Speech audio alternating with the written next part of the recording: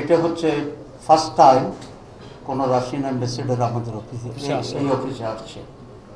আমাদের সাথে সবসময় যোগাযোগ ছিল, কিন্তু অফিসিয়ালি রাশিয়ান অ্যাম্বাসেডর প্রথমবার জামাত অফিসে আসছেন এবং বাংলাদেশের বর্তমান অনগোয়িং পরিস্থিতি, রাশিয়া বাংলাদেশ রিলেশনশিপ এবং ইনভেস্টমেন্ট, আগামী দিনে জামাত ইসলামী কী ধরনের বাংলাদেশ দেখতে চায় এবং আমাদের আন্তর্জাতিক যে সম্পর্ক ইত্যাদি বিষয়ে বিস্তারিত আলোচনা হয়েছে এবং আমরা দুটি বিষয়ে একমত হয়েছি যে বাংলাদেশে তাদের ইনভেস্টমেন্ট আরও বাড়বে, সাপোর্ট থাকবে।